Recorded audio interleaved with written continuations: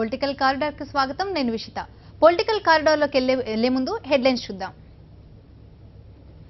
గెలిచే దమ్ముందా బాబుకు జగన్ సవాల్. హైదరాబాద్ అద్దె ఇల్లు ఆంధ్రప్రదేశ్ ముఖ్యమంత్రి చంద్రబాబుకు అచ్చి రాలేదా?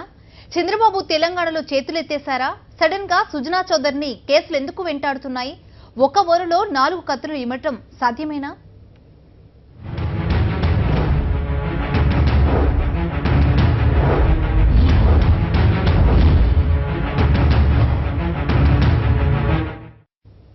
ప్రజల గుండెల్లో స్థానం లేకుండా కండువాలు కప్పితే బలోపేతం కారని వైఎస్ఆర్ కాంగ్రెస్ పార్టీ అధినేత వైఎస్ జగన్మోహన్ రెడ్డి ఏపీ ముఖ్యమంత్రి చంద్రబాబు నాయుడుకి చురకలంటించారు. దమ్ము ధైర్యం ఉంటే పార్టీ ఫిరాయించిన ఎమ్మెల్యేలతో రాజీనామా చేయించాలని మరోసారి సవాల్ విసిరారు.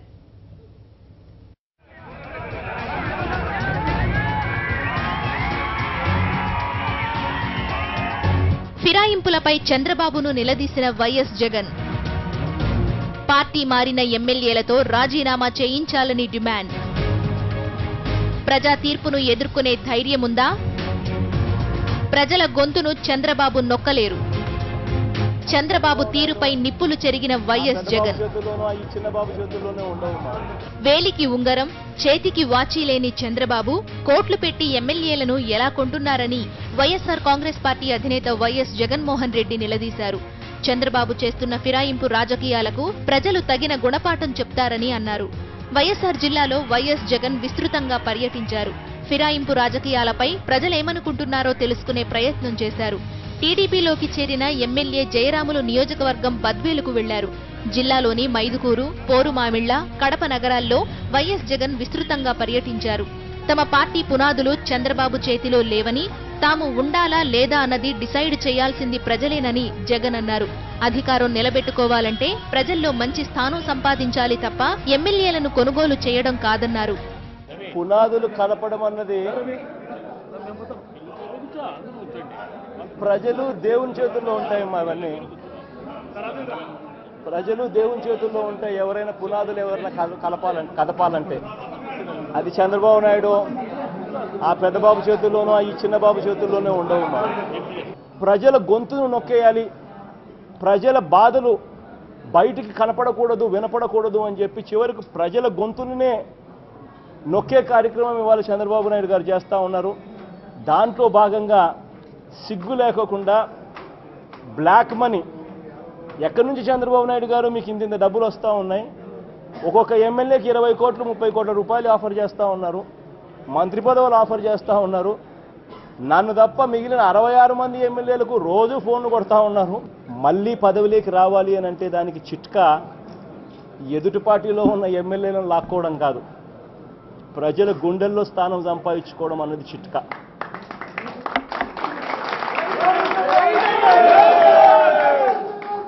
జగన్ అనే వ్యక్తి రాజకీయ పార్టీ పెట్టినప్పుడు నేను మా అమ్మ ఇద్దరమే బయటకు వచ్చాం. బయటకు వచ్చి రాజీనామా చేసి ఇద్దరితో మొదలుపెట్టాం. ఇద్దరితో మొదలుపెట్టిన ఆ పార్టీ ఆ తర్వాత 18కి పోయింది. ఆ తర్వాత 67 మందికి పోయింది. ఇవాళ 67 మంది శాసనసభ్యులను ఇద్దరితో మొదలుపెట్టాం. కాబట్టి ఎమ్మెల్యేలతో పనులు జరగవు. చంద్రబాబు నాయుడు గారు ప్రజల గుండెల్లో స్థానం సంపాదించుకుంటే ఎవరిని పెట్టినా ప్రజలు ఎమ్మెల్యేగా ఓట్లేస్తారన్నది గుర్తుపెట్టుకో చంద్రబాబు నాయుడు గారు. పార్టీ ఫిరాయించిన ఎమ్మెల్యేలతో తక్షణమే రాజీనామా చేయించి ప్రజా తీర్పు కోరాలని వైఎస్ జగన్ డిమాండ్ చేశారు. ప్రజలు ఎవరికి ఓటేస్తారో దాన్ని రెఫరెండంగా స్వీకరించాలని సవాల్ విసిరారు. చంద్రబాబుకు వంత పాడుతున్న మీడియా తమ వైఖరి మార్చుకోవాలని జగన్ సూచించారు. టీవీ ఛానల్స్ లో వస్తున్న తప్పుడు కథనాలు చూసి చాలా మంది ఎమ్మెల్యేలు ఇబ్బంది పడుతున్నారని జగన్ అన్నారు. ఇది ధర్మమేనా అని ప్రశ్నించారు.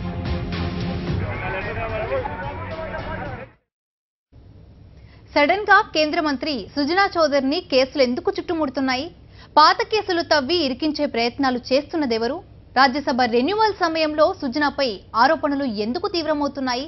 సుజనా చౌదరి రాజ్యసభ సభ్యత్వం రెండోసారి రెన్యువల్ చేసే ఉద్దేశం టీడీపీ నాయకత్వానికి లేదా? కేసుల వెనుకున్న మతలబేంటి?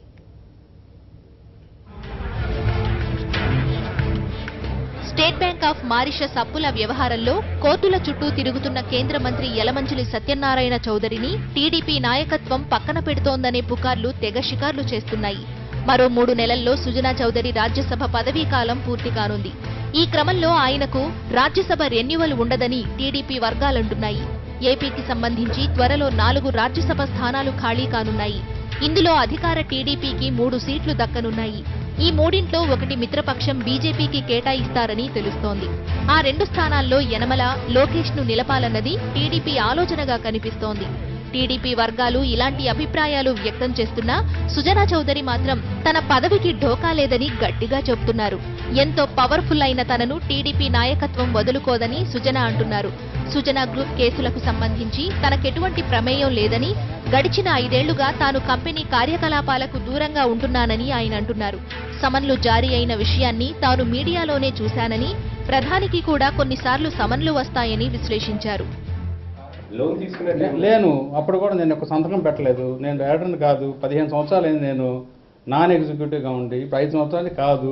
మీరు వెబ్సైట్ చూస్తే మీకు మంచి ఇన్ఫర్మేషన్ వస్తుంది కదా, మంచి చెడ్డ. ఎందుకు సమన్లు జారీ అవ్వడం మీ పేరు మీద, మోడీ గారి పేరు మీద కూడా సమన్లు కానీ జారీ అవుతుంటే మనం ఏం చేస్తాం? మోడీ అయిందో అవ్వలేదు నాకేం రాలా, మీడియా వాళ్ళు చెప్పడమే. నేను ఊళ్ళో లేను. అది ఏదైనా సరే కంపెనీ వాళ్ళు చూస్తారు, మనకు సంబంధం లేదు. మరోవైపు రాజ్యసభ సభ్యత్వం ముగిసే వేళ కేసులు చుట్టుముట్టడం వెనుక సుజనా వర్గీయులు అనుమానాలు వ్యక్తం చేస్తున్నారు. టీడీపీ నాయకత్వమే కావాలని కేసుల తేనెతుట్టె కదుపుతోందనే అనుమానాలు సుజనా వర్గీయుల్లో లేకపోలేదు. పొమ్మనలేక టీడీపీ నాయకత్వం కేసుల పేరుతో పొగపెడుతోందనే భావన వ్యక్తమవుతోంది. ఉద్దేశపూర్వకంగా కొంతమంది నాయకులు కేసుల వివరాలు లీక్ చేస్తూ రెండోసారి రాజ్యసభ సభ్యత్వం దక్కకుండా అడ్డుకునే ప్రయత్నం చేస్తున్నారని సుజనా వర్గీయులు డౌట్ పడుతున్నారు. సుజనా చౌదరి సొంత ప్రయోజనాలు తప్పితే పార్టీ నాయకులను, పార్టీని పట్టించుకుంటున్న దాఖలాల్లేవనే ప్రచారం ఈ మధ్యకాలంలో జోరుగా సాగుతోంది. దీనికి తగ్గట్టుగానే సుజనా వ్యవహార శైలి కనిపిస్తోంది. కేసులో ఉచ్చు నుంచి తాను బయటపడేలా చూడాలని సుజనా చౌదరి ఈ మధ్యకాలంలో బీజేపీ నాయకత్వానికి తెగ విజ్ఞప్తులు చేస్తున్నట్లు పార్టీ నాయకులు గుసగుసలాడుకుంటున్నారు. సమయం దొరికినప్పుడల్లా ఆర్థిక మంత్రి అరుణ్ జైట్లీ ముందు వాలిపోతున్నారని టీడీపీలో లోపల బయట తెగ ప్రచారం సాగుతోంది. ఈ విషయాలన్నీ టీడీపీ అనుకూల మీడియాలో వస్తుండటంతో సుజనాకు పదవీగండం తప్పదనే భావన తీవ్రమవుతోంది. అద్దె ఇంట్లోకి మారడం చంద్రబాబుకు అచ్చిరాలేదా? చంద్రబాబు వరుస కష్టాలకు కారణం అద్దె ఇల్లేనా? ఫామ్ హౌస్ లోకి షిఫ్ట్ అయితే సమస్యలు తీరిపోతాయా? బెంగుళూరు సిద్ధాంతి చంద్రబాబుకి ఇచ్చిన సలహా ఏంటి? చంద్రబాబుకు వాస్తు భయం. ఫామ్ హౌస్ కు మారుతున్న చంద్రబాబు. ఇప్పటికే సామానుల తరలింపు. 1-2 రోజుల్లో ఫామ్ హౌస్ లోకి ఫ్యామిలీ. ప్రస్తుతమున్న అద్దె ఇల్లు అచ్చిరాదని చెప్పిన వాస్తు పండితులు. అద్దె ఇంట్లోకి మారినప్పటి నుంచి సమస్యలు. ఇల్లు మారమని సలహా ఇచ్చిన బెంగుళూరు సిద్ధాంతి. హైదరాబాద్లో అద్దె ఇల్లు ఏపీ ముఖ్యమంత్రి చంద్రబాబుకు అచ్చిరావడం లేదట. జూబ్లీహిల్స్ రోడ్ నంబర్ 24లోని 369 ఇంట్లోకి గత ఏడాది ఏప్రిల్లో మారారు. జూబ్లీహిల్స్ రోడ్ నంబర్ 65లోని పాత ఇంటిని పడగొట్టి కొత్తగా నిర్మాణాలు చేపట్టడంతో అద్దె ఇంట్లోకి మారారు.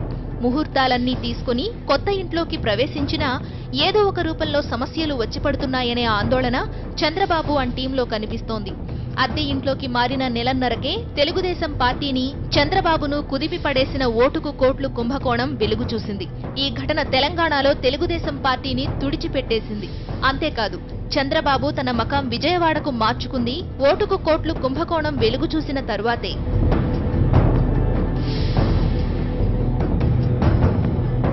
ఇది జరిగిన కొన్నాళ్లకు చంద్రబాబు శ్రీమతి భువనేశ్వరి చెయ్యి విరిగింది. రాజధాని భూమి పూజ కార్యక్రమానికి ఆమె చేతికి కట్టుతోనే హాజరయ్యారు. ఆ తరువాత కొన్ని రోజులకే పుష్కర మరణాలు. గోదావరి పుష్కరాలను ఎంతో ప్రతిష్టాత్మకంగా నిర్వహించాలనుకున్న చంద్రబాబుకు పుష్కరాల తొలి రోజే ఊహించని దెబ్బ తగిలింది. చంద్రబాబు ప్రచార పిచ్చే అమాయక భక్తుల ప్రాణాలు తీసిందనే విమర్శలు వెల్లువెత్తాయి. పుష్కర తొక్కిసలాటలో 30 మంది భక్తుల ప్రాణాలు గాల్లో కలిశాయి.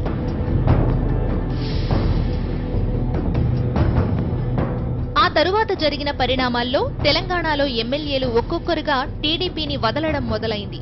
15 మంది ఎమ్మెల్యేలతో 2014లో తెలంగాణ అసెంబ్లీలో అడుగుపెట్టిన టీడీపీకి ఇప్పుడు 5గురు మాత్రమే మిగిలారు. వారు కూడా పార్టీలో మిగిలి ఉండేది అనుమానమే.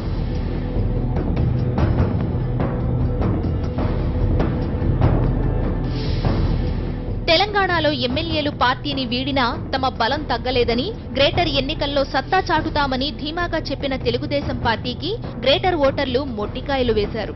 ఒకటంటే ఒక్క డివిజన్కు టీడీపీని పరిమితం చేశారు. నారాయణఖేడ్ అసెంబ్లీ ఉప ఎన్నికల్లో టీడీపీ అభ్యర్థికి డిపాజిట్ కూడా దక్కలేదు. ఒకదాని వెంట ఒకటిగా చోటు చేసుకుంటున్న ఈ పరిణామాలకు కారణమేంటని చంద్రబాబు ఆరా తీసినట్టు తెలుస్తోంది. బెంగళూరుకు చెందిన ఓ సిద్ధాంతి అన్ని విషయాలు పరిశీలించి బాబు కొంప ముంచుతోంది అద్దె ఇల్లేనని తేల్చి చెప్పారట. మరి ఇప్పటికిప్పుడు ఏం చెయ్యాలంటే కొండాపూర్లో ఉన్న ఫామ్ హౌస్ కు షిఫ్ట్ అయితే మంచిదని సలహా ఇచ్చేశారట. దీంతో Chandrababu family Kondapur farm house కు షిఫ్ట్ అయిపోతోంది. మరి ఫామ్ హౌస్ ఎలాంటి ఫలితాలిస్తుందో? పొలిటికల్ కారిడార్ లో షార్ట్ బ్రేక్ తీసుకుందాం. Stay with us.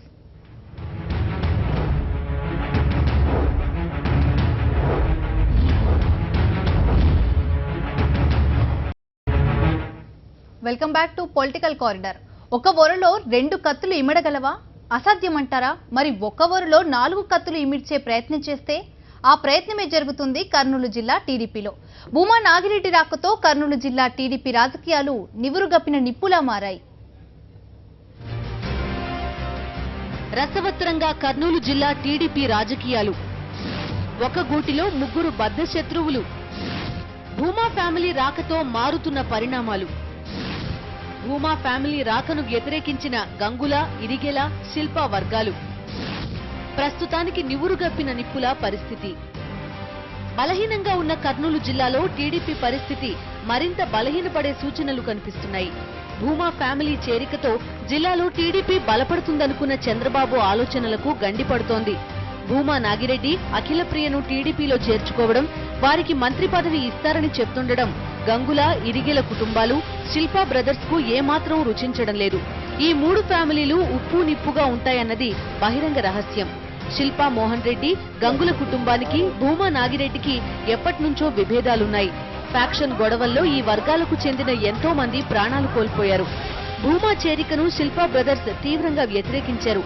భూమా చేరిక విషయంలో ఇరిగెల రాంపుల్లారెడ్డి, గంగుల ప్రభాకర్ రెడ్డి కూడా తీవ్ర అసంతృప్తితో రగిలిపోతున్నారు. భూమా నాగిరెడ్డి టీడీపీకి రాజీనామా చేశాక కాంగ్రెస్ లో ఉన్న గంగుల సోదరులు టీడీపీలో చేరారు. అప్పట్నుంచి ఆళ్లగడ్డ నియోజకవర్గంలో అన్నీ తామై వ్యవహరించారు. ఉప్పు నిప్పులా ఉండే వీళ్లంతా ఒకే పార్టీలో ఎలా ఇమడగలుగుతారన్న చర్చ టీడీపీలో విస్తృతంగా జరుగుతోంది. భూమా నాగిరెడ్డి చేరిక విషయంలో తీవ్రంగా వ్యతిరేకించిన గంగుల, ఇరిగెల, శిల్పా వర్గం ఇప్పుడు ప్రత్యామ్నాయాల గురించి ఆలోచిస్తున్నట్టు సమాచారం. ప్రస్తుతానికి నివురుగప్పిన నిప్పులా ఉన్నా భవిష్యత్తులో మాత్రం అగ్ని కీలలు వీస్తాయని తెలుగు తమ్ముళ్లే అంటున్నారు. తెలంగాణలో తెలుగుదేశం పార్టీ కేల్ కతం దుకాణం బంద్ అని ఇన్నాళ్ళు ఆ పార్టీ శాసనసభాపక్ష నేతగా వ్యవహరించిన ఎర్రబెల్లి దయాకర్ రావు కుండ బద్దలు కొట్టినట్టు చెప్పారు. ఈ విషయాన్ని గుర్తించాలని టీడీపీ క్యాడర్ కు పిలుపునిచ్చారు. సీఎం కేసీఆర్ సమక్షంలో ఎర్రబెల్లి లాంఛనంగా గులాబీ కండువా కప్పుకున్నారు. గులాబీ కండువా కప్పుకున్న ఎర్రబెల్లి దయాకర్ రావు. ఇవి రాజకీయ చేరికలు కావన్న కేసీఆర్. తెలంగాణ అభివృద్ధి కోసం అంతా కలిసి పనిచేయాలి. తెలంగాణలో చంద్రబాబు చేతులెత్తేశారన్న ఎర్రబెల్లి. తెలంగాణలో టీడీపీకి మనుగడ లేదన్న ఎర్రబెల్లి. తెలుగుదేశం పార్టీకి రాజీనామా చేసిన ఆ పార్టీ శాసనసభాపక్ష నేత ఎర్రబెల్లి దయాకర్ రావు టీఆర్ఎస్ లో లాంఛనంగా చేరారు. తెలంగాణ భవన్ లో ముఖ్యమంత్రి కేసీఆర్ ఆయనకు గులాబీ కండువా కప్పి టీఆర్ఎస్ లోకి ఆహ్వానించారు.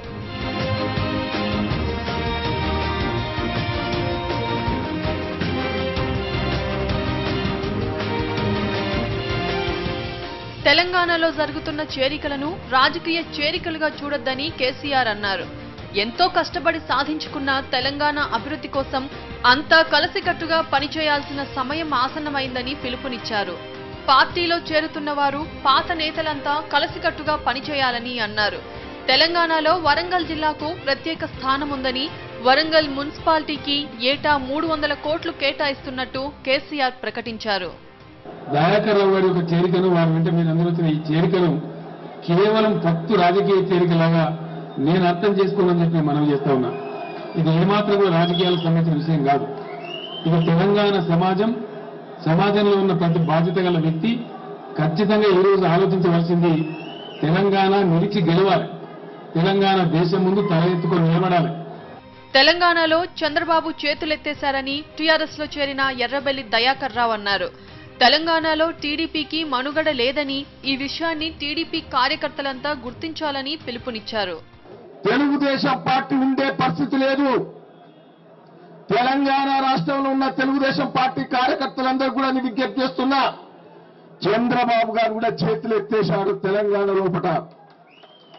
చాలా సందర్భాల్లో నాకు సందర్భం లేదనే పట్టుబట్టడం జరుగుతున్నదని. తప్పని పరిస్థితుల్లో ప్రజలందరూ కూడా కేసీఆర్ నాయకత్వాన్ని కోరుతున్నారు. కేసీఆర్ నాయకత్వంలో తెలంగాణ బాగుపడుతుందనే నమ్మకం, విశ్వాసం అందరికీ ఉన్నది.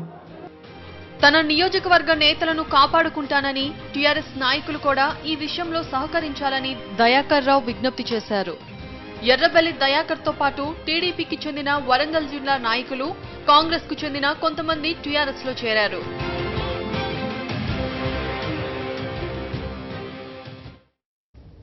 ఏపీలో చంద్రబాబు చేస్తున్న ఫిరాయింపు రాజకీయాలు తెలంగాణలో టీడీపీకి మరణ శాసనం కాబోతుందా? చంద్రబాబు చర్యను సమర్థించలేమని తెలంగాణ తెలుగు తమ్ముళ్లు అంటున్నారా? తెలంగాణలో అధికార టీఆర్ఎస్ కు వ్యతిరేకంగా మాట్లాడే అర్హతను తెలుగు తమ్ముళ్లు కోల్పోయారా?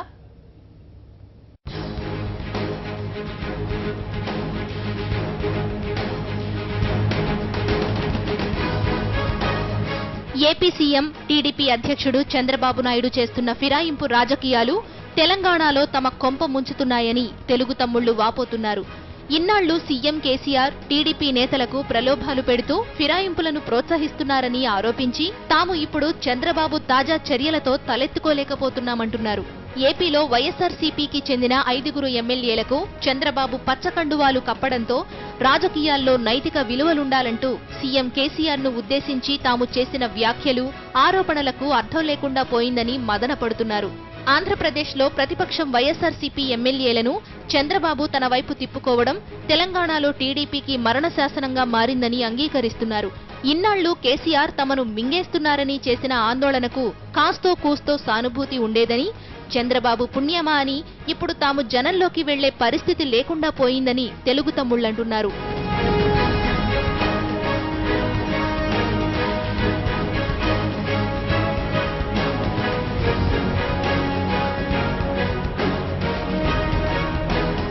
తెలంగాణ అసెంబ్లీలో ఇప్పుడు టీడీపీకి 5 ఎమ్మెల్యేలు మాత్రమే మిగిలారు. మార్చిలో ప్రారంభం కానున్న బడ్జెట్ సమావేశాల్లో తాము ఫిరాయింపు రాజకీయాల గురించి మాట్లాడే అర్హత లేకుండా పోయిందని టీడీపీ ఎమ్మెల్యేలు అంగీకరిస్తున్నారు. కింది స్థాయి నేతలు, క్యాడర్ కూడా ఇప్పుడు చంద్రబాబు నిస్సిగ్గు ఫిరాయింపు రాజకీయాలను సమర్థించలేకపోతున్నారన్నది ఎమ్మెల్యేల అభిప్రాయం. ఇక సీఎం కేసీఆర్ కు వ్యతిరేకంగా తాము ఏం మాట్లాడినా జనం యావగించుకుంటారని, తెలంగాణలో టీడీపీ పూర్తిగా విశ్వసనీయత కోల్పోయిందని తెలుగు తమ్ముళ్లు అంతర్గతంగా చర్చించుకుంటున్నారు. ఏపీలో తన పాలనపై ఉన్న ప్రజా వ్యతిరేకత నుంచి దృష్టి మళ్లించేందుకు చంద్రబాబు చేస్తున్న ఫిరాయింపు రాజకీయాలు తెలంగాణలో తమ మనుగడను ప్రశ్నార్థకం చేశాయని ఒప్పుకుంటున్నారు. ఇక తెలంగాణలో టీడీపీ జెండా పీకేయడం తప్ప తమకు మరో దారి లేకుండా చంద్రబాబు చేశారని నేతలు వాపోతున్నారు.